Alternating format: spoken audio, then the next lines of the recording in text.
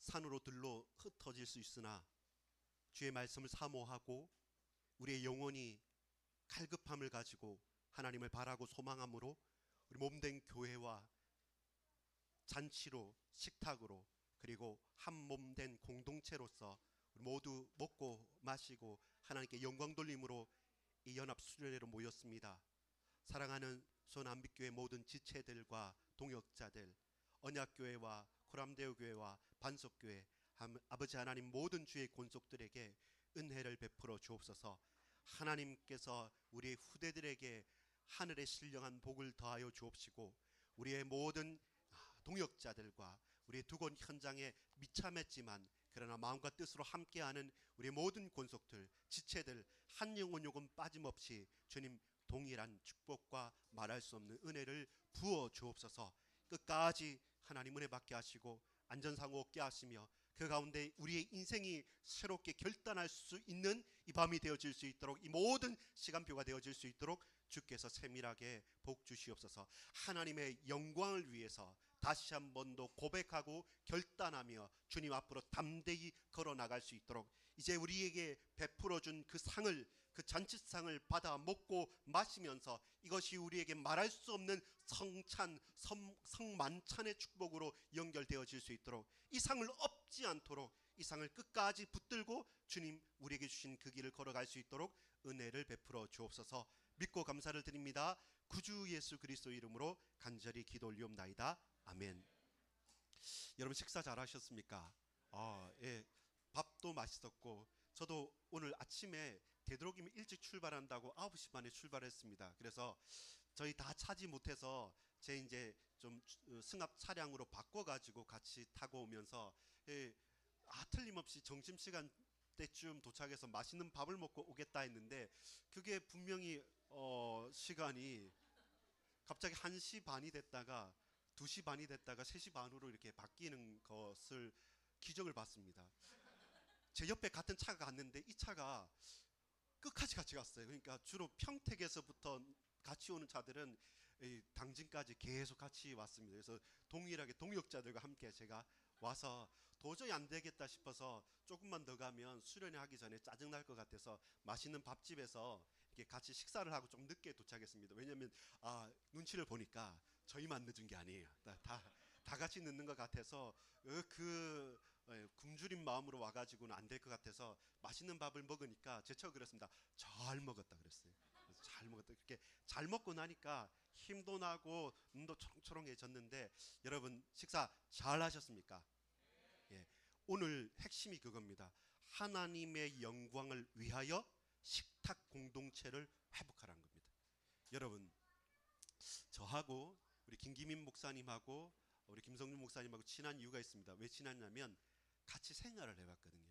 흑역사지만 우리 김성준 목사님이 대학교 처음 들어왔을 때 신입생일 때 제가 같이 그때 말씀 공부한다고 갔는데 이분이 몇 번 뺐습니다. 째다가 딱 봤는데 그 노랑머리하고 와가지고 다리를 끄덕끄덕거리면서 막 이렇게 했던 그 기억이 아직도 있습니다. 물론 저는 잊어버렸는데 과거의 일은 다 잊어버렸는데 근데 아직 남아있어요. 워낙 강렬했었습니다. 분명히 선교사님 아들이고 MK라고 해서 기대하고 왜냐하면 저희가 인문계열이 있었고 고신대학교 보면 인문계열이 있고 저 의학부가 있었고 자가부가 있었는데 제가 자가부 담당이었는데 한 명도 없었어요. 제 처가 있었고 그래서 없었는데 근데 MK가 온다 해서 딱 기대하는 마음에서 갔는데 계속 이렇게 계속 다리를 떨면서 노랑머리 가지고 막 이렇게 해서 근데 어느 날 목사님이 되셨더라고요. 또 오늘 이제 RGS 있을 때 일본에 또 사역하고 일본에 학생들하고 갈 때 또 도움도 많이 주시고 해서 역시 하나님은 대단하시다. 저를 바꾼 것도 대단하지만 한 영혼의 인생을 딱 붙들고 가시는 게 대단하시다는 거죠. 그러면서 여러분 사실은 이 자리에 우리 심채영 목사님 서셔서 하셔야 되는데 또 우리 또 어머님도 계시고 하시는데 아마 젊은 분들한테 자리를 내주신 거잖아요. 지난번도 그러고 저도 왜냐하면 이제 다음번에는 제가 이 자리에 없을 겁니다. 근데 형이잖아요. 제가 나이 1살 많다고 김기민 목사님보다 1살 많다고 선배라고 해서 요 저녁 시간을 주신 겁니다. 그래서 별것 없습니다. 별것 없고 그냥 이제 나이 차이 조금 그것 때문에 어쩔 수 없이 쓴 거니까 그렇게 이해하시면 됩니다. 뭐 메시지를 잘해서도 아니고 뭐 대단해서도 아니고 아무것도 아닙니다. 근데 순서가 그런 겁니다. 그래서 순서가 그렇기 때문에 양해하시고 들어주십시오. 제가 최근에 저희 처남이 아이를 출산했습니다. 처남이 출산한 건 아니죠. 처남이 출산한 건 아니지만 아이를 이렇게 얻고 나서 모든 중심이 완전히 새로워졌습니다. 여러분, 한 영혼이 온 것은, 아이가 자라는 것은 한 마을이 필요하다 했죠. 그러면서 아이들의, 어린아이의 갓난아이의 젖먹이의 커뮤니케이션 3고가 있습니다. 그게 뭡니까? 울고, 그 다음 싸고, 먹고. 예, 울고 싸고 먹고로 다 끝내버립니다. 부모가 알아서 합니다. 이 울음이 응애한 기적의 울음인지, 이 울음이 배고프단 건지 아니면 불편하던 건지 엄마는 알아요. 아빠는 모르지만 엄마는 늘 젖을 먹이고 그 울음소리에 예민하기 때문에 그 커뮤니케이션을 하는 겁니다. 그 중에 여러분, 제일 친하게 되는 게 목욕탕 가는 것하고 같이 밥 먹는 겁니다. 원수하고 내가 딱 경계하는 사람하고 빨가벗고 탕 안에 같이 들어가겠습니까? 그 불가능합니다. 아무리 산의 진미라고 하더라도, 좋은 음식이라고 하더라도 내 원수하고 앞장서서 같이 마주하고 먹는다, 그건 취하는 겁니다. 별것 아니더라도 마음이 맞고 생각이 통하고 중심이 통하는 사람과 같이 식사를 하잖아요. 그러면 힘납니다. 왜냐하면 그 사람이 좋기 때문에 이 맛 없어 보이는 음식도 좋은 겁니다. 우리가 식구라는 것이 그런 거잖아요. 함께 먹고 마시고 생활하고 잠자는 거예요. 군인들도 여러분, 군인들도 자기의 총과 철모를 내려놓을 때가 있습니다. 사총할 때가 있습니다. 어느 때입니까? 잠잘 때, 그리고 밥 먹을 때. 그때는 무기를 내려놓아야 돼요. 우리가 먹고 마시고 생활하고 한 식구가 됐다는 것은, 한 가족이 됐다는 것은 식탁 공동체를 회복한 것입니다. 그래서 무엇보다 여러분, 먹고 마시는 것 중요합니다. 무엇을 하든지 주님의 영광을 위해서 하는 가운데 저와 여러분이 집중해야 될 것은 뭐냐면, 하나님은 우리 마음 아시잖아요. 근데 여러분의 남편과 아내가 여러분을 아실까요? 절대 모릅니다. 여러분 살아보면 아시지 않습니까? 처음에는 당연하게 알 거라고 생각하는데 늘 실망하고 이제는 깨달아가면서, 그래, 그러면 더욱더 이제 말하는 거죠. 그러면서 뭐합니까? 얘기하는 거죠. 먹으면서요, 마시면서요. 그때 좋은 것 먹고 맛있는 것 먹고 마시면서 식구로 식탁 공동체를 회복해가는 과정입니다. 그 과정의 첫 번째가 뭐냐면, 오늘 시편 23편을 처음에는 그냥 일반적으로 읽어볼 거고요, 하나님의 인도하심이라는 관점에서. 두 번째는 조금 더 깊게 읽을 건데, 그때는 시간과 장소를 변화해가면서 읽어갈 겁니다. 시편 23편 여러분 우리가 너무 잘 아는 말씀이지 않습니까? 여기 제가 적어도 놨습니다. 자, 첫 번째 볼까요? 제목을 크게 한번 읽어봅시다. 시작. 하나님의 영광을 위하여 식탁 공동체를 회복하라. 하나님의 공동체, 식탁 공동체를 어떻게 회복하냐 할 때 시편 23편에 하나님의 이끄심과 하나님의 인도하심을 따라가는 가운데, 여호와 하나님은 어떤 하나님이십니까? 시편 23편 1절과 2절에 읽어볼까요? 시작. 여호와는 나의 목자시니 내게 부족함이 없으리로다. 그가 나를 푸른 풀밭에 누이시며 실만한 물가로 인도하시는도다. 이 실물 교육이 여러분 지금은 보이지 않지만 내일 새벽에 아침에 딱 창을 열고 앞으로 나가 보십시오. 그것이 푸른 풀밭, 실만한 물가고 초장입니다. 잘 가꿔 넣지 않습니까? 그렇게 쫙 펼쳐진 가운데 여기 보니까 송아지입니까? 사슴, 이게 그 데코레이션 같은 거 있던데 봤습니까? 실제로 거기에 양이 풀을 뜯어 먹는 것, 그게 시편 23편이죠. 그래서 시편 23편을 끝까지 읽어야 되는데 워낙 1절 2절이 강한 각인으로 우리에게 작용하기 때문에 시편 23편 전체를 우리는 푸른 풀밭, 실만한 물가로만 생각을 합니다. 근데 이건 시작이에요. 시작인데 어떤 시작이냐면, 하나님께서 우리를 인도하신다는 겁니다. 끝까지 가장 평안하고 가장 안전하고 가장 완전하게 우리를 이끄신다는 거죠. 3절 4절도 마찬가지입니다. 우리를 소성케 하신다고. 그리고 자기 이름을 위해서 의의 길로 인도하신다는 것. 그래서 시편 23편을 일반적으로 읽으면 제일 먼저 우리에게 딱 다가오는 것은 뭡니까? 이끄심, 인도하심, 보호하심, 소성케 하심, 사망의 음침한 골짜기를 다닐지라도 안위하심. 이렇게 우리는 1차적으로 읽게 됩니다. 그리고 그것이 틀린 말은 아니죠. 목양한다는 것, 목자와 양의 관계에서 그 목자의 음성을 듣고 양이 따라간다는 것, 그것은 뭡니까? 꼴을 먹는다는 거거든요. 우리가 사는 가장 기초적이고 가장 핵심적인 것이 먹고 마시는 겁니다. 사는 것이죠. 그 쉼과 그 안식과 그 먹음이 우리 인생을 새롭게 하는 것이죠. 그렇게 우리는 살아나고 생명을 얻게 되는 것입니다. 그만큼 하나님의 인도하심과 이끄심은 무엇보다도 중요합니다. 그렇게 우리 양 같은 우리를 하나님께서 목자가 세밀하게 이끌어 간다는 겁니다. 자, 그러면 우리가 하나님의 이끄심 가운데 질문해야 될 것은 4번 한번 질문해 볼까요? 시작. 목자는 어떤 일을 해야 합니까? 그 밑에 읽어보겠습니다. 양은 혼자 또는 떼를 지어 있어도 스스로 길을 찾아가거나 풀밭을 찾아내지 이리가 와도 자신을 방어할 줄 모릅니다. 그렇다면 목자의 역할은 뭡니까? 먹이는 겁니다. 지키는 겁니다. 이끄는 겁니다. 여러분, 뭐 대통령 별거 아닙니다. 잘 먹여주고 경제 문제 없이 잘 챙겨주면 인기 올라갑니다. 아무리 잘났고 아무리 의롭고 아무리 대단해도 경기가 계속 어렵고 계속 먹고 살기 힘들면 아무리 대단해도 그 인기는 떨어지는 겁니다. 인격이 좀 이상하고 어렵더라도 여하튼 잘 먹고 잘 살게 해주면 임금님이 백성한테 할 수 있는 첫 번째 거는 등 따시고 배부르게 하는 겁니다. 결국 여러분, 신앙도 마찬가지예요. 사실상 한 단계 신앙을 넘어서려고 한다면 이 부분에서 분명히 초월해야 되지만 첫 번째, 내게 있는 필요가 채워지지 않으면 버티기가 힘들어요. 버티기가 힘들고 실제로 하나님께서 내게 역사하신다는 그 은혜가 내게 넘치지 않으면 결단코 우리는 끝까지 가지를 못한 거예요. 그래서 시와 때를 쫓아서 우리를 이끄시고 붙들어 주시고 안위하시는 것이 하나님의 이끄심 가운데 있는 겁니다. 자, 그렇다면 요한복음 10장을 한번 또 보겠습니다. 좀 더 확장에 들어가 봅시다. 뭘로요? 양과 목자의 관계가 어떻냐라는 것이죠. 신약에 딱 와서 나중에는 여기서 하나를 더 할 건데요. 자, 밑에 있는 요한복음 10장 1절부터 5절까지 저와 여러분 한 절씩 교독합니다. 제가 1절 읽습니다. 내가 진실로 진실로 너희에게 이르노니 문을 통하여 양의 우리에 들어가지 아니하고 다른 데로 넘어가는 자는 절도요 강도요 문으로 들어가는 이는 양의 목자라. 문지기는 그를 위하여 문을 열고 양은 그의 음성을 듣나니 그가 자기 양의 이름을 각각 불러 인도하여 내느니라. 자기 양을 다 내놓은 후에 앞서가면 양들이 그의 음성을 아는 고로. 5절 같이 읽읍시다. 타인의 음성은 알지 못하는 고로 타인을 따르지 아니하고 도리어 도망하느니라. 목자와 양의 관계는 신뢰입니다. 근데 이 신뢰가 단순하게 기브 앤 테이크의 신뢰가 아니라 죽고 사는 문제.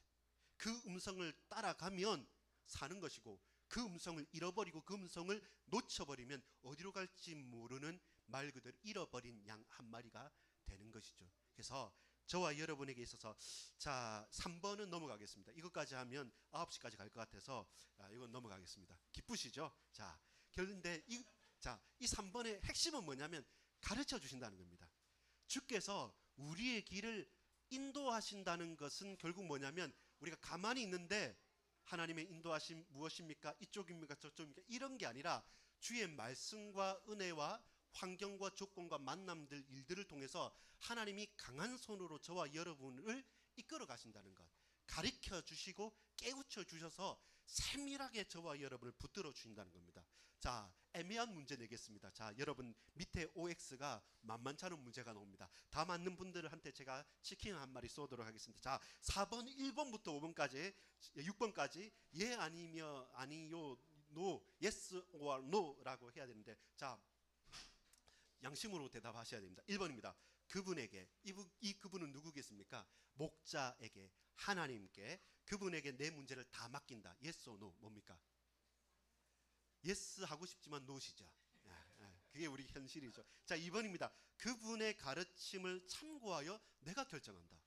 이게 뭐겠습니까? 조금 애매하죠. 예, 세모 같은 이제는 명확해집니다. 3번부터는 명확해요. 그분은 나보다 지혜가 뛰어나시기에 무조건 그분의 지시를 따라야 한다. 예, 단순한 분들은 예라고 할 건데 조금 생각이 있는 분들은 이렇게 꿍 할 겁니다. 자, 4번입니다. 4번 같이 읽어볼까요? 시작. 인간이 할 수 있는 일은 스스로 결정해서 처리하되 인간의 힘이 미치지 못하는 일에 대해서는 그분의 도움을 받아야 한다. 이게 철저한 합리론자 불신자들의 고백입니다. 불신자들은 이걸 예스라고 해요. 내가 할 수 있는 건 내가 해야지. 근데 내가 못하는 거는 다른 사람한테 의지하지. 또 뭐 부탁 요청을 한다라고 이야기를 하게 됩니다. 그래서 제가 최근에 몇 분하고 만나서 식사를 하는데 한 분은 어렸을 때 예수님을 알다가 중학교 때에 졸업하신 분, 한 분은 나는 보는 것 믿는 것, 보는 것만 믿는다는 사람들. 근데 제가 가만히 있으니까 처음에는 누군지 모르고 있다가 당신 뭐 하는 사람입니까 물어볼 때 제가 나 조그만 교회에서 목회하고 있다 그러니까 그래서 제가 목사답다고 그래요. 그래서 얼굴에 나 착해요 이렇게 적혀 있다고. 제처럼 웃고 있는데 제가 모르겠습니다만 나 착해요라고 하면서 막 갑자기 저보고 동생이라고 하면서 막 좋아하시더라고요. 그래서 우리 교회도 교회를 출석하겠다 그랬어요. 왜 교회 커피 마시러 오신다고요. 왜 이분은 불신자신데 부모님이 부산 출신이기 때문에 제가 부산에 학교도 다녔고 이랬으니까 동양이라고 막 챙겨주시면서 원래 절에 다녔고 원래 불교와 가까운데 근데 부모님이 보통 스토리가 있지 않습니까? 그 옛날에 IMF 보고 이렇게 쫄딱 망하셔가지고 건설 회사를 하다가 쫄딱 망해가지고 부산에 살다가 저 망하면 어디 갑니까? 저 양산 저 뒤로 이렇게 하는데 요즘에는 양산이 잘 발전됐지만 그때는 밀려난 거죠. 그 밀려나서 거기서 있는데 나는 나대로 이제 서울에서 공부하고 직장 생활하고 사업한다고 해서 챙기지 못했는데 예수 믿는 것들 싫어하던 예수쟁이들 싫어하던 우리 부모님이 그 양산에 가서 동네 교회를 가기 시작한 겁니다. 그러고 나니까 이분이 마음이 확 열린 게 뭐냐면 장남인 내가 챙겨보지 못하는데 교회 가니까 밥도 주고요. 말벗도 해주고 주말만 되면 가셔서 안 오신다는 거죠. 그러니까 언제는 맨날 내려오라고 했었는데 안 와도 된다. 그리고 너도 예수 믿으면 좋겠다 이렇게 하니까 일단 그냥 좋은 생각만 가지고 있는데 저를 만나서 몇 년 전의 일입니다. 그래서 지금은 이번 주는 저를 만나서 제가 목회를 하고 이렇게 한다 하니까 한 대여섯 살 많으시거든요. 그래서 저는 가만히 있는데 본인들끼리 한 사람은 마음 열린 사람, 한 사람은 과거에 다녔다가 안 다닌 사람, 한 사람은 오직 보는 것만 믿는 사람 막 이야기를 서로 해요. 그러면서 이제 목사님은 어떻게 생각하시냐고. 이제 왜 저는 제일 나이가 어리고 막내였는데 막 본인들끼리 설왕설래하면서 서로 알아서 전도하고 당신 갈 때 그래도 11조로 해야 되고 가서 해야 되고 막 이렇게 왔다 갔다 하다가 결국 저는 뭐 했냐면 맞아요. 잘합니다. 취임새만 넣어줬는데 그 세 명 다 하는 말이 속이 시원하다는 거죠. 왜? 본인들끼리 하고 싶은 말 다 했으니까 전 잘 듣고 박수 치고 그래요. 맞아요. 당신은 어떻게 생각하세요? 그렇군요. 옆은 어떻게 생각하세요? 사회만 봐줘도 이렇게 왔다 갔다 하는 거죠. 무슨 말씀을 하냐면 여러분 사람들은 자기가 느끼고 생각하고 바라보는 것만 보고 싶어 합니다. 더 이상의 것 사실 바라보지 못합니다. 그렇다면 뭡니까? 주께서 우리에게 알려주시고 깨닫게 하시는 것 그것을 바라보고 붙들고 가는 것 중요합니다. 자, 5번 6번 같이 읽어보겠습니다. 시작. 모든 일에 대해 사사건건 그분의 지시를 받아야 한다. 자, 이게 믿음 좋은 사람은 예스라 할 건데 또 이걸 또 한번 생각해 볼 필요가 있습니다. 자, 6번입니다. 내가 잘 생각해서 기도하면 하나님은 내 기도대로 응답하신다. 이것이 하나님의 인도이다. 사실 여러분 진짜 답은 다 노입니다. 왜 다 놓아야 되는지 알겠습니까? 근데 여러분 싹 다 올 예스로 할 수도 있어요. 헷갈리기 시작하시죠? 왜 올 예스가 되고 왜 올 노가 되는지 모두 다 노로 해도 답이 돼요. 모두 다 예스라고 해도 답이 돼요. 문제는 뭐냐면 여기의 핵심은 내가 어떻게 한다는 거였습니다. 근데 그것만 딱 제껴버리면 싹 다 예스이기도 해요. 사실 1번이 제일 헷갈리지 않습니까? 그분에게 내 문제를 맡긴다. 근데 이게 왜 노냐면 사실 내 문제를 구분하는 판단의 기준 자체는 누굽니까? 나잖아요. 하나님께 인도를 받는다는 것은 이게 내 문제다 네 문제다 하나님께 맡길 문제라 구분이 안 돼야 돼요. 사실 그게 상관이 없어야 되는 겁니다. 이런 이제 중심 주체가 누구인가 그리고 그 방향 목적이 어디로 향하는가를 잘 생각해 보면 싹 다 노라고 할 수 있어요. 또 반대로 싹 다 예스가 되기도 합니다. 왜냐하면 문제가 안 돼요. 그렇게 해도 문제가 안 된다고 생각하면 이 전부 다 예스일 수도 있는 겁니다. 그처럼 여러분 우리가 하나에 딱 사로잡혀 가지고 이게 뭐 해야 된다 이게 저거 해야 된다 이런 것이 아니라 하나님의 인도하심과 이끄심은 어디에 있습니까? 하나님과 나의 관계에 있습니다. 신뢰 관계고 생명의 관계고 목자와 양의 관계에 있죠. 그렇게 저와 여러분이 조금 이제 깊숙이 들어가겠습니다. 자, 이게 1차적으로 봤던 거예요. 10편 23편을. 자, 10편 23편을 조금 더 깊이 들어가면 자, 두 번째입니다. 잔치상이 차려졌다는 겁니다. 밥상 이제 식탁 공동체를 위하여 시편 23편을 더 깊게 묵상하기. 이건 여러분 이 시간 끝나고 나서 한번 잔잔히 읽어보면 제가 오타 몇 개를 발견하긴 했는데 근데 이해가 되실 거예요. 무슨 이야기냐면 자 1번이 중요한 겁니다. 장소의 이동을 따라서 모습을 달리하신 하나님을 한번 추적해 봐야 돼요. 단순하게 우리가 너무 이미지가 강력하게 팍 다가오기 때문에 푸른 초장, 실만한 물가, 양, 목자 거기서 딱 끝내버리는데 실제로 그건 1, 2절이고요. 마지막까지 가면 제일 큰 변화는 뭐냐면 먹고 마시는 겁니다. 처음 시작이 뭐였냐면 자 우리 이번에 1번 보겠습니다. 1번 이건 한번 읽어볼게요. 시편 23편의 처음과 끝. 이 시편은 시작. 이 시편은 푸른 초장에서 양에게 풀을 먹이는 이야기로 시작했다가 마지막은 여호와의 집에서 상차림을 대접받는 것으로 마무리합니다. 먹는 것으로 시작해서 먹는 것으로 끝납니다. 좋죠? 먹는 것으로 시작해서 먹는 것. 다만 처음 먹는 일과 마지막 식탁에는 큰 의미 차이가 있습니다. 푸른 초장에서 먹는 것도 은혜이고 기쁨이지만 여행의 마지막에 하나님께서 잘 차려주신 밥상은 영광 중에 영광입니다. 우리의 일생의 여정 끝에는 주님의 밥상 만찬이 있습니다. 처음에는 양으로서의 목자가 꼴을 먹여주는 거잖아요. 푸른 풀밭에서 그렇게 유유자적하고 잘 먹고 잘 있는데 근데 문제는 뭐냐면 그게 시작이지만 그게 끝은 아니란 겁니다. 끝은 어디에 있습니까? 양과 목자의 관계가 아니라 여호와의 집에서 나그네 객이었는데 우리가 어떻게 된 거예요? 주빈이 된 겁니다. 여호와의 집에서 하나님께서 저와 여러분을 주빈으로 만찬에 참여해가지고 여기 에피타이저 하나 나옵니다. 그게 뭡니까? 원수의 목전에서 상을 받는다는 것이죠. 사실 그 원수가 너무 힘들게 우리가 죽을 똥 살똥 살아갔던 그 원수를 하나님께서 저 에피타이저로 저 앞에 딱 놔두고 그 말은 뭡니까? 바라는 겁니다. 네가 핍박하던 이들 내가 높이겠다 하면서 우리를 그 만찬의 주빈으로 초청하시는 겁니다.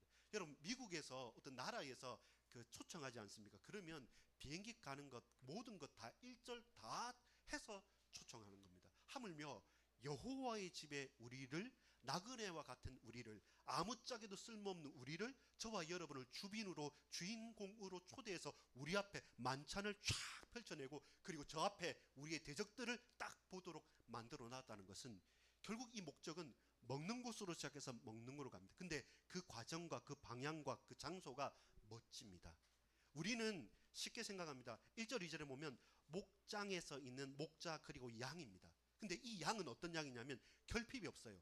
어떤 결핍이 없냐면 내가 목자가 된 게 아니라 나는 양이란 걸 알기 때문에 내 목자가 분명히 있고 그 목자는 나를 먹이고 나를 붙들고 나를 인도하며 나를 끝까지 책임질 신뢰하는 목자가 신뢰하는 목자가 있어서 나는 양이 돼서 그 목자의 음성을 듣고 목자가 이끄는 대로 여기 가서 먹으라 아멘, 저기 가서 마시라 아멘 하면서 있는 그 양은 먹을 수 있는 거죠.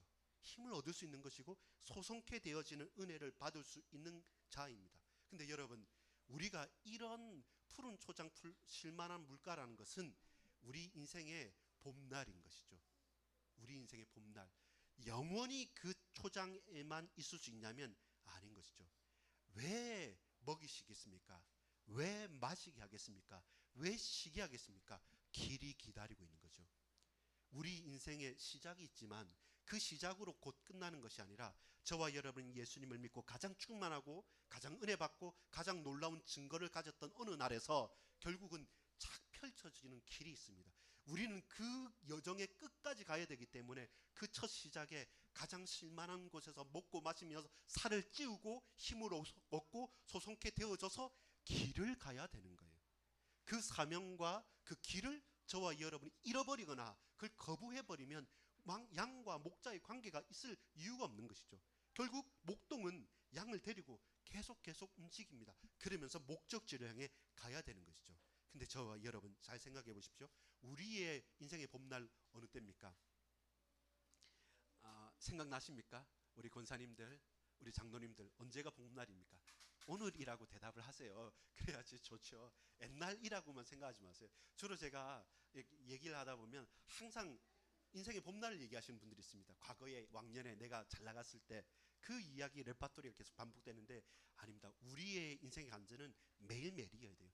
오늘보다 더 나은 날이 없도록 계속 그 은혜를 받아 누릴 수 있으면서 그 은혜를 가지고 가야 되는데 여러분 3절 상반절과 하반절에 보면 이제는 길이 펼쳐져 있는 것입니다. 자, 거기서 딱 머물러 있는 것이 아니라 길이 있기 때문에 먹여주신 거예요. 길 가야 되기 때문에 먹고 마셨던 것입니다. 근데 그 길은 어떤 길입니까? 자기 이름을 위하여 인도하실 길, 하나님께서 이끄실 길이 있다는 겁니다. 자, 이때의 장소는 어디입니까? 자, 1번으로 올라가십시오. 푸른 초장. 거기서 우리 하나님 목자로 나타나시고 나는 양이 되는 것이죠. 근데 여기에서 이제는 갑니다. 어디로 가냐면 길 따라 가다 보니까 그 길이 어떤 길입니까? 사망의 음침한 골짜기. 사망의 음침한 골짜기로 가야 되는데 그게 만만치 않습니다. 그 길이 만만치 않습니다. 여러분 데스밸리라고 압니까? 죽음의 계곡 데스밸리. 주로 쉽게 말해서 여러분 청소년기 대학 초반부까지는 우리 후대들 소위 랩넌트가 돼가지고 막 띄워줍니다. 딱 띄워주다가 갑자기 이렇게 예수 잘 믿으면 좋은 대학 갈 것 같고 그래 다른 뭐 0.001% 들어가가지고 저 빛나게 되고 적어도 요셉이고 우리 학생들도 적어도 스카이고 아니면 유학 가가지고 뭐 한 자리 할 것 같은데 막상 가보면 안 알아주거든요. 그냥 청소년 있고 수련회 갈 때야 우리 안에 랩넌트지만 막상 세상에 딱 부딪혀 버리면 그렇게 호락호락하지 않거든요. 그러니까 이제는 어디냐면 이제 그 고공 비행을 하다가 저공 비행을 하게 돼요. 막 이게 근근히 살다가 그 다음에 결혼할 전후해가지고 막상 잘 나가는 몇몇 친구들이 있습니다. 걔네들만 계속 띄워주잖아요. 얘네들이 랩넌트고 모델이라고 하고. 근데 정말로 걔네들은 몇 명은 안 되거든요. 몇 손가락 안 되거든요. 근데 그게 일반화 시켜버리면 그렇지 않은 나는 그 자체로 뭐가 됩니까? 루저가 되는 거예요. 그러니까 내가 하는 것 뭐 알바하는 것 하나, 공부하는 것 하나, 내 학과 하나 모든 게 다 없어 보이니까 그때서부터 이제 조공비행을 하다가 이제는 어디로 들어가냐면 땅속으로 들어가는 거예요. 바다 밑으로 들어가서 거기에서 땅굴 파고 있는 거 두더지가 되는 거죠. 그렇게 한 30대 중후반까지 안 나타나요. 안 나타납니다. 그게 데스밸리입니다. 렘넌트들의 이제 하나의 이제 패턴이 돼버리죠. 그러면서 세계복음화하고 결혼했는데 이혼율은 일반 그 기독교인 아니고 일반 사람들 더 많아져 버려요. 유 목사님 주례한 친구 중 깨진 친구 얼마나 많은지 압니까? 그게 사명 충만하고 했는데 그 충만한 것만 생각했다가 막상 세상에 부딪혔을 때 나도 넘어질 수 있고 우리도 힘들고 이 어려운 부분들 견디면서 살아가야 된다는 것을 막상 체험하다 보면 이게 한 개 두 개가 내 액면가가 드러나게 되는 거거든요. 그 바탕에 있는 것들이 하나씩 일어나게 되지 않습니까? 근데 그거를 견디면서 살아가는 것이 인정하기 싫은 거죠. 고민스러운 거죠. 근데 여러분 이 사망의 골짜기가 죽은 거냐면 죽은 것은 아닙니다. 자, 여러분, 자 4페이지 볼까요? 4페이지 한번 이 장면 보겠습니다. 4번 사망의 음침한 골짜기와 지팡이와 막대기. 자 4페이지 처음 죽음의 그림자가 읽어볼까요? 시작. 죽음의 그림자가 드리운 음침한 골짜기를 지나야 합니다. 푸름은 없고 캄캄함만 있습니다. 시냇가도 없고 메마름만 남았습니다. 언제라도 양을 잡아먹을 야생 짐승들이 드글거립니다. 양은 의심하기 시작합니다. 목자가 진짜 나를 사랑하게 맞는가? 그런데 꼭 기억해야 할 것이 있습니다. 그것은 죽음이 아니라 죽음의 그림자가 드리운 곳입니다. 사실은 죽음 아니에요. 죽음의 그림자가 드리워져 있고 잡아먹으려고 하고 있지만 이때 여러분 놀라운 것은 뭐냐면 이때 우리가 확인해야 될 것은 뭐냐면 조금 자존심 상하는 것은 그 뒤에 읽어보면 아직 죽지 않았고 종착역을 향하고 있을 따름입니다. 우리의 조급함, 양의 미련함과 근시안적인 시각이 드러납니다. 신앙의 미천이 드러났습니다. 부끄러운 내 액면가를 만천하에 들통났을 뿐이지 죽은 것 아닙니다. 바로 이때 저와 여러분이 낙심하여 떠나는 것이 아니라 자 지금 어디입니까? 푸른 초장과 목자와 양의 장면에서 확 바뀌어버린 겁니다. 말 그대로 아주 음침한 계곡에 들어가는데 아무것도 안 보여요. 아무것도 안 보이고 그 소리도 이게 목자의 소리인지 이게 누구 이리가 으르는 건지 모르는 그냥 깜깜한 거기에 한 발자국도 내디딜 수 없을 때 그때 하나님께서 짜자잔 바뀌는 겁니다. 하나님 목자가 아니라 주 예수 나의 당신이여. 우리 찬양도 있지 않습니까? 주 예수 나의 당신이여. 자 하나님께서 그 밑에 읽어볼까요? 하나님께서 3인칭 목자가 아니라 더 친밀하게 2인칭 대명사인 당신으로 내 옆에 나와 함께 계십니다. 인생의 가장 큰 환난 날에 멀찍이 떨어져서 훈계하고 탓하던 누군가가 아니라 내 곁에서 함께 울고 웃으며 붙들어 주시던 임마누엘의 하나님을 여러분은 경험해 보시지 않았습니까? 온몸을 던져 죽음의 골짜기를 마다하지 않으시고 동행하시던 주님을 왜 늘 잊고 사십니까? 이게 십자가를 기억하고 부활을 소망하지 않고 오늘만을 살아갈 때, 우리가 힘쓰고 애쓸 때, 그때 하나님은 우리에게 당신으로 다가오시는 거죠.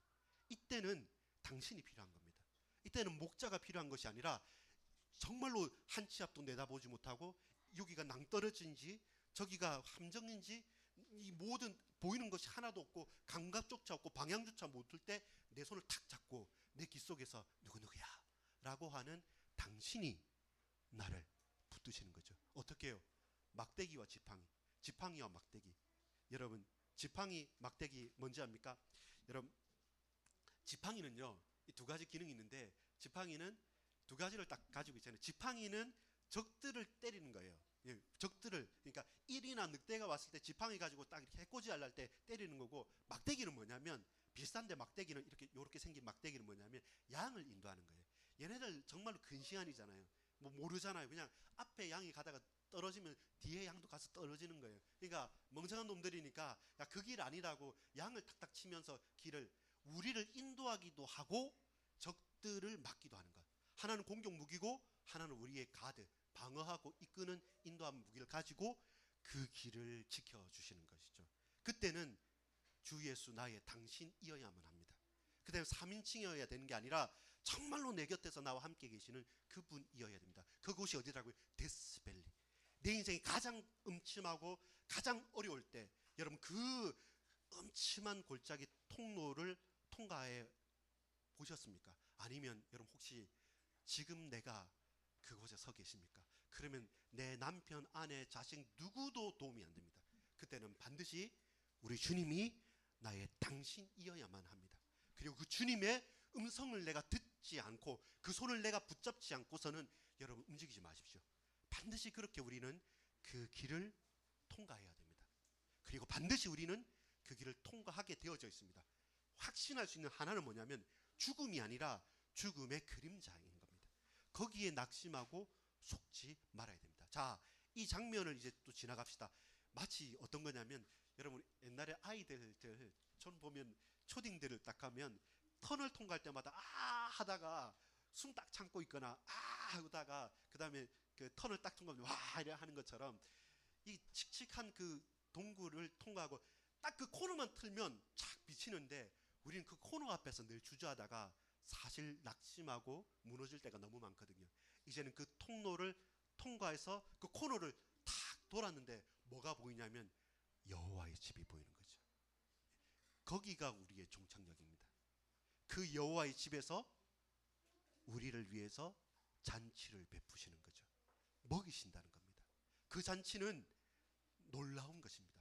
그 풍성한 잔치는 하나님의 인자하심과 선하심이 우리에게 드러나는 잔치입니다. 여러분 5번에 갑자기 여호와의 집이 나타났습니다. 읽어보겠습니다. 시작. 갑자기 여호와의 집이 나타났습니다. 영원할 것 같았던 사망의 음침한 골짜기가 터널을 막 빠져나오듯 한쪽 모퉁이를 도니 곧 주의 집에서 주께서 잔치상을 준비하고 계셨습니다. 가장 어두운 새벽녘을 지나 찬란한 햇살이 비추는 새 아침을 맞이했습니다. 놀라운 것은 죽일 듯 달려든 원수 앞에서 보란 듯 거한 잔치상을 차려주신 것입니다.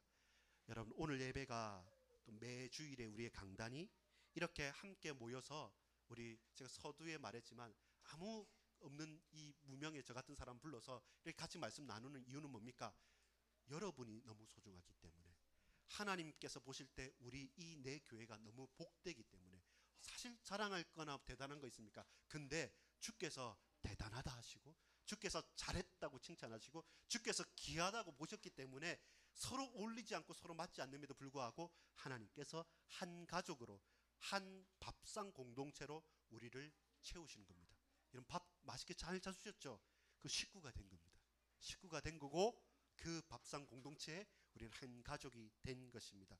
이렇게 연합수련회가 여호와의 집에서 밥상 공동체로 모이는 황홀한 감사의 축제임을 고백하고 우리 주님을 찬양합니다. 여러분, 내 평생의 선하심과 인자하심이 반드시 나를 따르리니 내가 여호와의 집에 뭐라고요? 영원히 살리로다. 영원히. 이것이 장면의 전환입니다. 자, 보십시오. 처음에 푸른 풀밭, 쉴만한 물가, 주님은 나의 목자, 나는 양. 근데 우리가 인생을 살아가다 보면 거기에 머무르지 못하고 반드시 길을 가야 돼요. 근데 그 길이 어떤 사람은 길기도 하고 어떤 사람은 짧기도 하지만 반드시 몇 번의 고비가 있는 데스밸리, 사망의 음침한 골짜기를 가야 합니다. 그때 필요한 분은 나, 주님, 주 예수, 나의 당신이 아니면 우리는 한 발자국도 갈 수 없고, 여러분은 그런 경험을 하셨고 그런 경험을 하고 계시고 또한 저와 여러분 앞으로 그런 경험을 할 것입니다. 그렇게 우리는 걸어가야 돼요. 근데 여러분, 그게 끝이 아니잖아요. 마지막 결국 중요한 식탁은 어떤 식탁이었습니까? 여호와의 집이란 겁니다. 우리 인생의 마지막 영화롭게 되어지고 우리가 거룩하게 하나님 앞에 나아갈 때 결국 우리가 다다라야 될 것은 이 땅에서 잘 먹고 잘 사는 것이 아니라 영원한 하나님의 나라를 소망하면서 주의 나라에 여호와의 집에서 먹고 마시는 잔치 공동체의 그 주역으로 우리가 부름을 받은 것이죠. 부름을 받은 것이죠. 그러면 그때는 뭡니까? 내 주인인 것이죠. 나는 나그네 객이었는데 이제 저와 여러분이 주인공으로 초청을 받는 거죠. 어찌어찌 그냥 대충 살아온 것 같은데 그 끝날에 여호와의 집에 나를 주인공으로 주빈으로 초청하셔서 내 앞에 주께서 상을 베풀어 주는 거죠. 그것이 뭡니까? 우리가 먹어야 될, 우리가 마셔야 될, 우리가 함께 해야 될 주님의 식탁입니다. 그 잔치상을 기억하십시오.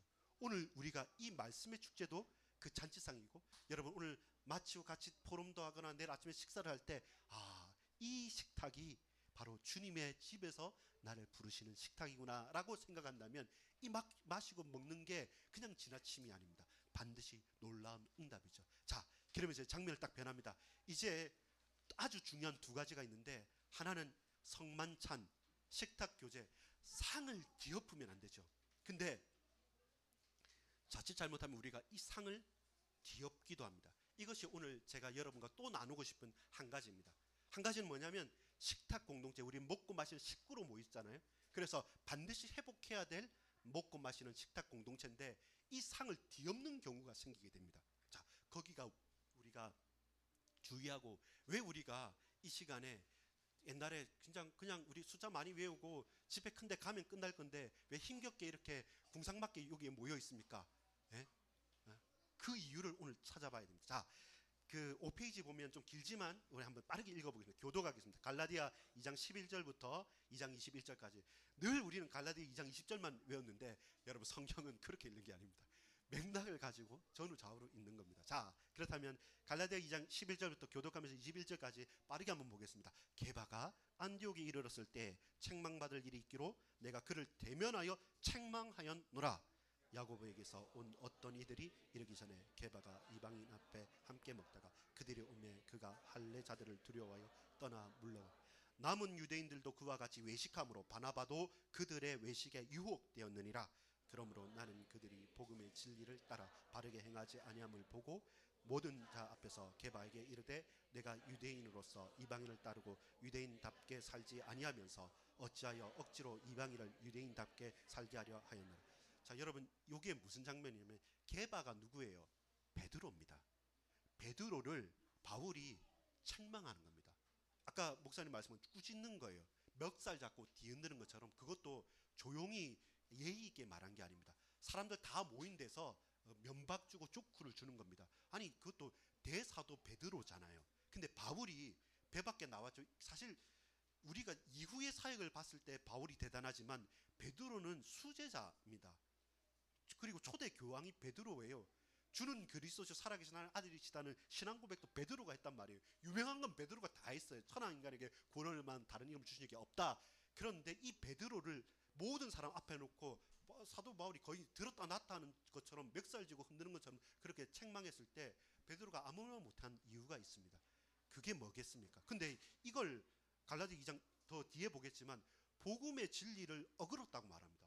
엄청 신랄하게 까는데 그 이유를 우리가 한번 잘 살펴볼 필요 있습니다. 자, 15절 제가 읽겠습니다. 우리는 본래 유대인이요 이방 죄인이 아니로되 사람이 의롭게 되는 것은 율법의 행위로 말미암이 아니요 오직 예수 그리스도를 믿음으로 말미암은 줄 알므로 우리도 그리스도 예수를 믿나니 이는 우리가 율법의 행위가 아니라 그리스도를 믿음으로써 의롭다함을 얻으려 함이라. 율법의 행위로서 의롭다함을 얻을 육체가 없느니라. 만일 우리가 그리스도 안에서 의롭게 되려 하다가 죄인으로 드러나면 그리스도께서 죄를 짓게 하는 자냐? 결코 그럴 수 없느니라. 만일 내가 헐었던 것을 다시 세우면 내가 나를 범법자로 만드는 율법에 대해서 헐어버린 것을 너 왜 다시 세우려 그러냐? 그러면 예수님께서 왜 필요하냐? 이 철저하게 복음에 너는 원수로 행한다고 아주 그냥 제대로 말하는 것이죠. 19절입니다. 내가 율법으로 말미암아 율법에 대하여 죽었나니 이는 하나님에 대하여 살려 함이라. 율법에 대해서 죽고 하나님에 대해서 살았다라고 하면서 갈라디아 2장 20절에 나옵니다. 자, 2장 20절 21절 같이 읽읍시다. 내가 그리스도와 함께 십자가에 못 박혔나니 그런즉 이제는 내가 사는 것이 아니요 오직 내 안에 그리스도께서 사시는 것이다. 이제 내가 육체 가운데 사는 것은 나를 사랑하사 나를 위하여 자기 자신을 버리신 하나님의 아들을 믿는 믿음 안에서 사는 것이다. 내가 하나님의 은혜를 패하지 아니하노니 만일 의롭게 되는 것이 율법으로 말미암으면 그리스도께서 헛되이 죽으셨느니라. 베드로 네가 하는 일이 예수님께서 헛되이 죽으신 것이 됐다는 겁니다. 이거는 심각한 거잖아요. 아주 심각한 말을 하는 것입니다. 근데 왜 바울이 베드로를 책망한 것입니까? 아니 그렇게 밥 먹는 게 그게 대단한 겁니까? 밥 먹다가 그냥 이거예요. 사실적으로 말하자면 밥 먹다가 손님이 왔는데 조금 캥기는 일이 있어가지고 손을 털고 밥 숟가락을 딱 놔고 일어난 거예요. 근데 일어났는데 베드로가 일어나니까 영향력이 있으니까 베드로 기타 딸가지들 바나바하고 기타 유대인들이 같이 일어난 거예요. 밥 먹다가 같이 일어나니까 남은 사람하고 일어난 사람이 쫙 나눠지는데 그게 어떻게 갈라지냐면 유대인으로서 그리스도인 된 원래 정통 유대인들 중에서 있었던 예루살렘 파들 그들이 다 일어난 거예요. 그리고 남아있는 사람은 뭡니까? 지금 장면이 있느냐면 안디옥 교회란 말입니다. 안디옥 교회에서 밥 먹다가 했는데 안디옥 교회는 처음부터 이방의 선교지잖아요. 거기에 사람들 모여있는 사람 자체가 다양한 사람들입니다. 그리고 이방인들이 더 많아요. 이방인으로서 율법이 뭔지도 모르고 처음부터 예수님 믿고 돌아온 그 자들입니다. 근데 베드로가 그들을 인정했어요. 왜 인정했냐면 베드로도 처음에는 부정했습니다. 여러분 베드로가 환상 본 것 고레뇨 알지 않습니까? 계속 하늘에서 환상이 내려와서 보자기성에 먹지 못할 것 다수 먹으라 하니까 나 못 먹는다 하는데 내가 거룩하다 깨끗하다 한 거 너 왜 못 먹는다 하니? 라고 할 때 고넬료에서 집에 보낸 사람 보고 아하 깨닫고 가서 복음 전하는데 갑자기 내가 받았던 성령이 복음 전하는 가운데 내려오니까 그러니까 그 성령이 내려오시니까 세례도 줬던 겁니다. 그렇게 변화된 것을 체험한 베드로였기 때문에 그 예루살렘 교회 돌아가서도 보고도 제대로 했습니다. 그러니까 안디옥 교회에서 같이 밥 먹는 것은 문제될 게 아니었습니다. 알고 있는 겁니다. 알고 있는 거고 확인한 것입니다. 근데 여러분 이게 왜 큰 문제가 되냐면 과거에 우리가 잔치 밥상 공동체는 가장 필수적으로 먹고 마시는 거잖아요. 꼴을 먹고 잔치상에 참여해서 먹은 거잖아요. 신약 시대 때 이때 먹는 건 뭔지 압니까? 성찬이 포함된 거예요. 쉽게 말해서 이런 거예요. 초대교회 예배를 할 때 어떻게 하냐면 모이잖아요. 초대교회는 왜 매번 성만찬을 하냐면 같이 이번에 모였다가 다음에 잡혀가서 죽으면 끝이에요. 오늘 만나면 다음에 만날지 못 날지 몰라요. 나도 너도 모르기 때문에 맨날 볼 때마다 눈물로 흐르는 겁니다. 그리고 살아남았냐 하고 같이 얼싸안고 울면서 같이 말씀을 나누다가 성찬식 합니다. 피를. 그리고 성찬식 하고 다 못 먹고 힘드니까 그 남은 거 가지고 같이 밥 먹는 겁니다. 이렇게 해서 밥 먹은 거예요. 근데 그때 밥숟가락을 딱 놨다는 말은 뭐냐면 원래 고대 근동과 그 로마 그 지역의 유대인들의 전통은 신분이 같고 같은 식구들 똑같은 거예요. 신분이 같고 같은 식구들 같은 똑같은 어느 급이 되는 사람끼리 같이 먹고 마시는 거예요. 근데 예수 믿는 사람들 앞에서는 예수의 피와 살을 나누어야 되니까 종하고 주인하고 자유자하고 노예하고 남자 여자 남녀노소 다 아이들까지 섞여서 같이 합니다. 왜? 그리스도의 한 몸 된 그리스도의 피를 먹고 마셔야 되니까. 그래서 그때서부터 다 깨어지고 회파됐어요. 근데 여러분 뭡니까? 갑자기 그 유력한 베드로가 같이 먹다가 나는 너희들과 달라라고 하듯이 숟가락을 딱 놓으니까 옆에 앉았던 바나바도 나도 일어나고, 베드로 바나바 일어나니까 예루살렘 파는 다 일어나야 돼요. 남아 있는 사람들은 이게 뭐지? 나는 할례 받아야 되고, 나는 유대인보다 못한 이방인으로서 그리스도인 되면 이류냐, 난 루저냐, 이렇게 딱 그리스도의 몸을 갈라버린 거예요. 그거 깨버린 게, 그거 끝내버린 게 예수님께서 하신 것이고, 그걸 깨라고 성만찬 자기의 살과 피를 나누시고 그것을 영원토록 끝까지 내가 다시 오늘날까지 지속해라고 말씀했는데, 이 복음의 진리의 원수되는 일을 베드로 개바 네가 한 거다. 이게 바울이 신랄하게 뒤흔들어 버린 겁니다. 근데 여러분, 핵심은 베드로가 몰랐던 게 아니에요. 압니다. 알고 확인한 것이고 체험한 것인데, 문제는 뭐냐면 두려운 거예요. 그 동기를 볼까요? 자, 쭉 넘어가서 7페이지 끝을 보겠습니다. 7페이지 4번입니다. 베드로의 변명과 더 깊은 동기, 무지가 아닌 두려움 앞에 무너짐입니다. 자, 베드로가 같이 읽어볼까요? 시작. 베드로와 같은 대사도가 왜 복음의 진리를 역행했을까요? 사도행전 10장 9절에 16절에 따르면 베드로는 이방 백부장 집으로 가기 전에 기도하면서 환상을 보았습니다. 속되고 깨끗하지 않은 것은 안 먹겠다가 버티다가 하나님께서 깨끗하게 하신 것을 네가 속되다 하지 말라는 음성을 듣고 고넬료 집으로 인도를 받았고, 복음을 전하여 성령이 임하시는 것을 보고 세례까지 베풀었습니다. 왜냐하면 사도행전 10장 34절 35절 보면 그걸 다 깨끗하게 하신 걸 그가 알았다고 합니다. 근데 여러분, 하나님의 백성이, 같이 읽겠습니다. 하나님의 백성이 되는 일에는 이방인은 할례나 율법의 행위가 필요 없다는 것을 베드로도 인정했습니다. 안디옥 교회에서는 잠시 잊어버렸습니까? 아닙니다. 복음의 진리를 알았기에 베드로가 안디옥 교회의 이방인 그리스도인과 함께 식사하고 성찬도 행했던 것입니다. 그런데도 식사를 잘하다가 벌떡 일어나 버린 이유를 갈라디아 2장 12절은 기록합니다. 뭡니까? 읽어보겠습니다. 야고보에게서 온 어떤 이들이 이르기 전에 게바가 이방인과 함께 먹다가 그들이 오매 그가 할례자들을 두려워하여 떠나 물러가매. 두려움입니다. 무지가 아니라 두려움이었습니다. 하나님이 아니라 사람이 두려웠던 것입니다. 평상시에는 복음을 따라 잘 삽니다. 근데 순간적으로 생기는 두려움이 저와 여러분을 막 흔들어 버리는 거죠. 아는 거예요. 인정한 거예요. 체험한 거예요. 그런데 더 크게 보인 게 뭐냐면, 할례파 누구였냐면 그 안디옥 교회 사람들에게 간 야고보는 예루살렘 교회의 지도자거든요. 야고보가 보낸 사람들은 정통파 유대인으로서 예수 믿는 사람들이 됐으니까 이 사람들은 그래도 할례라는 것을 가지고 있는 사람들입니다. 근데 베드로는 그걸 넘어섰잖아요. 그리고 이방인들과 있을 때 자유했어요. 근데 갑자기 이 사람들이 쭉쭉 들어오는데, 이들은 그 구약의 레이의 율법이 뭐였습니까? 접촉이잖아요. 같이 먹고 같이 접촉하면 같이 타락하고 같이 더러워지는 거지 않습니까? 그러니까 이방인이고 그리고 같이 식사를 한다, 죄인이다, 습사를 한다. 거기에서 순간적으로 두려워져 발수를 딱 낳고 일어난 것입니다. 결국 그것 때문에 흔들리는 것입니다. 저와 여러분 사실 삶에 이런 부분이 제일 많아요.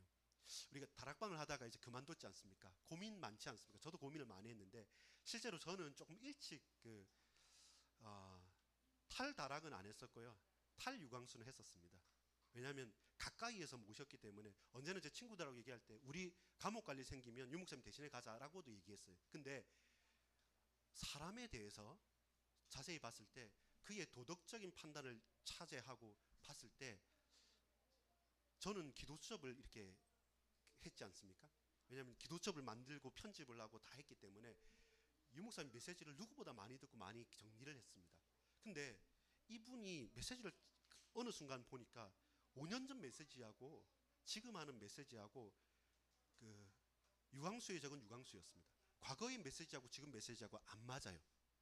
그게 자기 복제를 하긴 하지만 그때그때 달라진 거여서 사실 제게 제일 큰 부분은 성경적인 부분하고 맞나라는 고민이 많았더랬어요. 거기에 제일 고민이 됐기 때문에 실제로 이후의 도덕적인 부분은 그 뒤에 왔지만 제게 있어 이거는 참 좋게 해석하는 거죠. 최대한 좋게 해석하는데, 근데 신학을 했기 때문에 알지 않습니까? 신학적인 성경의 의미가 똑같은 의미지만 거기에서 히브리어도 그렇고 헬라어도 그렇습니다. 많은 의미가 한 단어에 있어요. 근데 메인 의미가 원투가 있고, 사전을 찾아보면 저 10번째, 11번째가 있지 않습니까? 그러면 10번째, 11번째가 쓰이는 의미가 있긴 해요. 있긴 한데 항상 그렇게 쓰이는 것은 원투의 의미잖아요. 근데 신학 자체를 할 때 저 뒤에 귀퉁이에 있는 11번째, 12번째 아주 희귀한 의미를 메인으로 해가지고 그걸 근본으로 해서 또 다른 의미를 찾게 되면 이건 위험한 거거든요. 연약해지는 거거든요. 근데 그게 공고해져 버리고 거기서 연약한 토대 위에서 또 하나를 쌓아버리면 그 자체로서는 뭔가 아구가 맞아떨리는데, 잠시만 바깥으로 보면 여러분 갈라디아 2장 20절 이렇게 안 보잖아요. 조금만 앞에서부터 쭉 보면 이 스토리가 다른 스토리인데 그냥 좋은 말처럼 십자가 나는 없고, 절대로 그 의미가 아닙니다. 메인 의미는 그게 아닌데 그렇지 않은 어쩌다가 쓸 수 있는 저 12번째의 의미를 가장 퍼스트 의미처럼 써가지고 핵심을 한다. 그러면 아주 위험한 거거든요. 맞을 때가 있어요. 근데 그렇게 토대 위에 세워졌다고 한다면 점점 멀어지게 되는 거죠. 사실 저는 제일 신학적인 고민이 컸었더랬습니다. 그리고 조용히 그냥 척을 지는 거죠. 척을 지는 부분이었는데, 여러분 하나님의 영광을 위해 살아갈 때 왜 베드로가 책망을 받습니까? 그리고 책망받고 난 다음에 어떻게 돌이키게 됩니까? 여러분 우리가 실수하는 것, 우리가 넘어지는 것, 우리가 잘못하는 것, 그럴 수 있습니다. 근데 그 넘어짐과 실수란 것은 돌이킴에 대한 이유가 있는 거거든요. 그걸 무시하고 그냥 밀고 나가서 아닌 척하고 살아갈 수는 없는 겁니다. 왜냐하면 그것은 주의 만찬, 그리고 그 몸을 오늘 바울이 말한 것처럼 네가 이 상을 뒤엎은 건가 된 거죠. 그래서 연약한 심령을 지옥 가게 만들고, 유대인으로서 유대법을 지키지 못하면서 왜 저 이방인에게 유대법을 말하냐. 사실 복음이라고 하고 자유롭게 말하지만 사실상은 오로지 하나의 사람에 집중된 메시지일 수밖에 없는 거죠. 그럼 제가 그랬어요. 처음에 제가 다락방 딱 나가고 나서 제일 먼저 전화한 사람이 비서 두 분, 김창영 목사, 그 다음에 김용희 목사. 경도야 그래도 이단은 아니지 않냐 이렇게 말할 때 제가 그랬어요. 그러면 적어도 유 목사님 그냥 자리 내려오면 안 되냐고. 하나님 살아계시고 역사하시면 꼭 유광수가 다락방 해야 되냐, 다른 후대들이 할 수도 있고 다 누구도 대신에 할 수도 있지 않냐. 그건 어렵겠다. 그러면 그게 우상이지, 그러면 그게 교주지, 좋은 말만 하지 그게 과연 맞느냐라는 거죠. 그래서 신학적인 부분에서 그 동기와 그리고 그 핵심까지 가는 거죠. 하나님 살아계신다고 한다면 그 사람이든 아니든 관계가 없어야 됩니다. 근데 그 사람이어야만 한다라고 한다면 그 시간부터, 그때서부터 그건 우상일 수밖에 없는 거죠. 그렇게 스스로를 용납하고 합리화해 가지만 여러분 아닌 건 아닌 겁니다. 그리고 그것을 인정하기까지, 여러분 화병 난 거 생각합니까? 잠자다가 확 얼굴 확 열나기도 하고 내가 살아온 게 맞는가 하기도 하고, 지금도 보면 아직까지도 가장 인생 평생을 친하게 지냈던 사람, 가장 가까이 지냈던 사람, 다음 주도 저는 알제스 선생님하고 같이 식사하기도 했는데 그렇게 있던 많은 사람들이 떨어져 나가고 떨어져 있기도 하고 또 원수처럼 싸우기도 하고. 전 두 가지 유혹이 있었는데요. 하나는 이 나온 코람데오 연대에서 좀 목소리를 내달라고, 미리 알았으면 미리 내달라고 하니까 모르겠다고 그랬어요.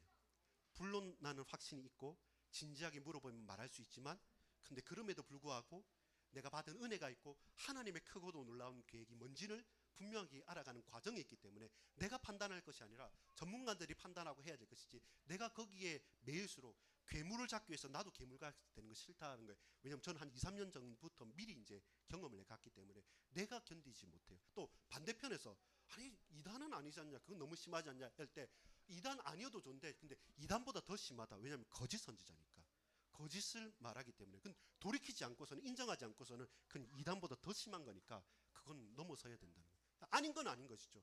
아무리 커도 저도 이게 요로 결석 때문에 한번 고생하고 그 신장이 이렇게 그 초음파를 하니까 한 5cm 되는 혹이 있다고 합니다. 그거 가지고 CT를 찍고 가는데 물혹인 겁니다.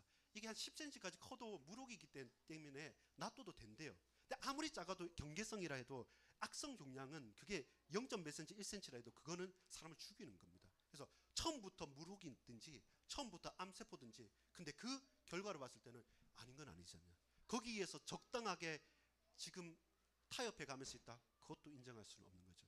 왜냐하면 저는 분명하게 이 메시지를 가지고 바울과 베드로를 놓고 봤을 때 과연 그게 가장 좋은 것이 있고 가장 좋은 것이 있다 할지라도 하나님의 영광을 위해서 사는 것은 아니다는 게, 도덕적인 다른 모든 부분은 연례로 하고 하나님의 말씀을 놓고 봤을 때 그 개인이 하나님보다 높아질 수는 없다.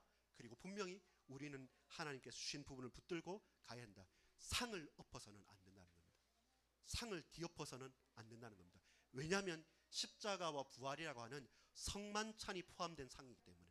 구약시대는 좀 다르지만 여기서 말하는 바울이 그토록 절절하게 베드로를 앞에 놓고 맥살을 잡고 흔들었던 것은 성만찬이 있기 때문에 그렇습니다. 예수의 십자가와 부활을 저버리는 것이고 그 이방인들을 죽이는 상을 뒤엎어서는 안 된다는 것을 분명히 말하고 있습니다. 그렇다면 이제 어떻게 살아야 됩니까? 우리 로마서 11장 36절을 읽고 마치겠습니다. 같이 읽겠습니다. 이는 만물이 주에게서 나오고 주로 말미암고 주에게로 돌아갑니다. 그에게 영광이 세세에 있을지어다. 아멘. 여러분, 답답할 때도 있고요. 순간순간 여러분 스스로 자기 검열할 때도 있지 않습니까? 저도 고민을 많이 했습니다. 다락방 메시지 단어 빼고만 무조건 반대로 하려고 했고, 고민할 또 많은데요. 그렇게 걸어가면서 계속 그 과정에 있습니다. 그래서 함께 가야 돼요. 함께 고민도 해야 되고 함께 나눠 가기도 되고. 근데 여러분 너무 그거 힘겨워하지 마십시오. 살아계신 하나님께서 그 과정은 누구누구 개인 때문에 누구누구 사람 때문에가 아니라 반드시 이유 있는 걸음이었거든요. 저는 다락방 전도를 통해서 구원을 얻은 사람이에요. 그 가운데서 학교를 다니고 기도를 하면서 은혜를 받은 사람입니다. 거기에 하나님의 손길은 누구 개인이 아닙니다. 반드시 하나님의 손길이 있었습니다. 그렇게 우리는 쉴만한 물가를 지나서 그 사망의 음침한 골짜기를 다니기도 하고, 그러면서도 잔치상이 펼쳐진 이제 만찬의 현장에 서기도 한 거죠. 이제 저와 여러분이 먹고 마시는 것은 그리스도의 피와 살이 나누어진 성만찬의 현장을 동일하게 한 거죠. 이것을 상을 뒤엎어 버리는 것은, 사람을 죽이는 것은 결단코 자시할 수 없는 것입니다. 그래서 아닌 것은 아니기 때문에 돌이켜야 되고, 비록 불편하고 어색하고 또 불편한 어려움들이 많다 할지라도 함께 이제는 먹고 마십시다. 그리고 함께 기도합시다. 그리고 함께 언약을 붙들고 여러분 담대하게 걸어갑시다. 그때 주께서 여시는 은혜가 풍성할 줄 믿습니다. 그 상을 여시고 그 상을 엎지 마시고 그 상으로 우리 주님께 상 받으시는 저와 여러분 되기를 간절히 소망합니다. 기도하겠습니다. 아버지 하나님, 이 밤에 우리를 붙들어 주옵소서. 하나님의 은혜가 흘러 넘치게 하옵소서. 주여, 먹고 마시고 무엇을 하든지 주님의 영광을 위해 하게 역사해 주옵소서. 어색하기도 하고 두렵기도 하고 흔들리기도 하는 연약한 우리들이 오니 주여, 실만한 물가 또한 푸른 초장에서 그 음침한 골짜기에서 나의 당신이 되시며, 그리고 여호와의 집에서 상을 베풀듯이 이제 하나님 주의 성만찬의 현장에서 함께 예수의 피와 살을 먹고 마시며 그 십자가와 부활의 능력을 체험하며, 그리고 저 흩어져 있는 이방인들까지 구원하는 그 복음의 증인들로, 생명의 증인들로 설 수 있도록 이 내 교회와 모든 권속들과 주의 종들과 그리고 미참하였지만 함께 기도하는 우리 두 곳 모든 가족들과 성도님들, 주께서 하늘의 신령한 복으로 복 주시고 역사해 주옵소서. 구주 예수 그리스도의 이름으로 간절히 기도 올리옵나이다. 아멘.